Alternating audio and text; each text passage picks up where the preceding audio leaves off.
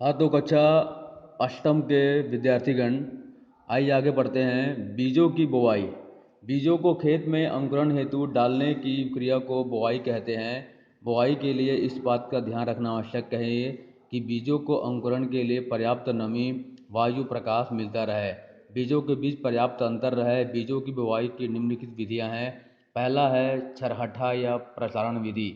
इस विधि में हाथों से पूरे खेत में बीज को छिड़क दिया जाता है तथा इसके बाद खेत की जुताई कर दी जाती है, जिससे बीज मिट्टी में दब जाते हैं। इस विधि द्वारा कम समय में बड़े क्षेत्र की बुवाई की जा सकती है। अधिकांश धान्य फसलों की बुवाई छरहटा विधि द्वारा की जाती है। पता लगाएं कि क्या चना, मटर अथवा टमाटर या सब्जियों के बीजों को भी इस विधि द्वारा बोया जाता है। बीज बेधन विधि। इस विधि से बीज बोने के लिए बीज बेधक यंत्र का उपयोग किया जाता है।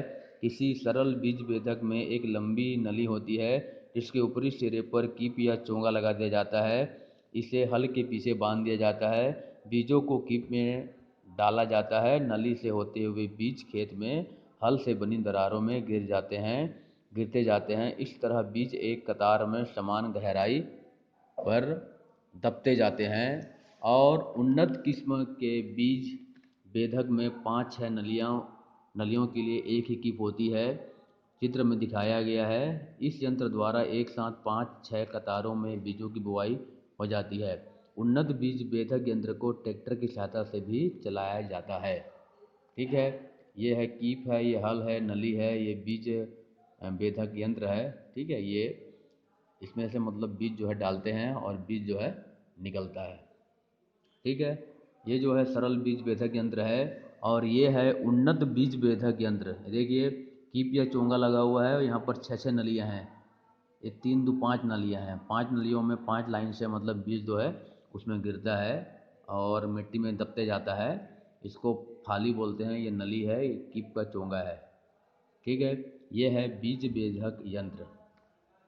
इसी प्रकार से इनको जो है पढ़ना है। अब आता है रोपण विधि।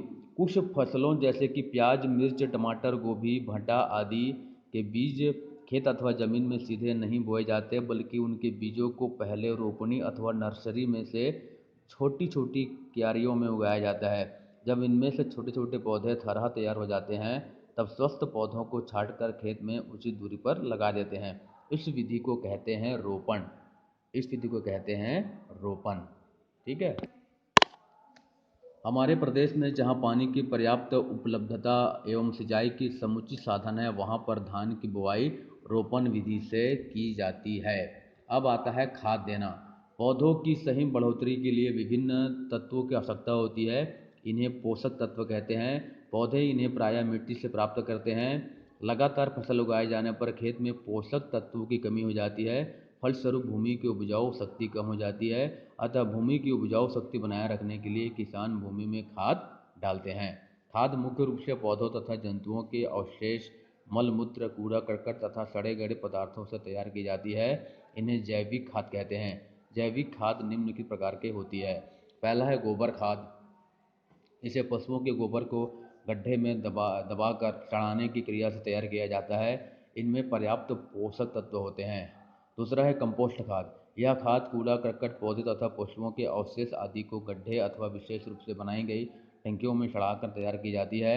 इनमें पशुओं के गोबर तथा मल मूत्र कम मात्रा में होते हैं, किंतु इसमें भी गोबर खाद की तरह पर्याप्त पोषक तत्व होते हैं।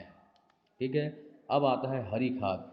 विभिन्न फलीदार पौधे जैसे सनई, तिवरा, ढेंचा, लोबिया, बरसीम, मसूर जमीन की सतह पर फैलने वाले पतले एवं कोमल तने तथा अधिक शाखा युक्त पौधों को खेत में सीधे ही दबाकर सड़ाने से हरी खाद प्राप्त होती है। यह खाद धान, मक्का, गेहूँ आदि फसलों के लिए अधिक लाभदायक होती है। ठीक है, और इस प्रकार से ये गोबर खाद है, ये कंपोस्ट खाद है, ये हरी खाद है। इनका मतलब उपयोग करके हम अपने फसल का अधिक उत्पादन ले सकते हैं। और यह किसानों को यह काम अवश्य करना चाहिए।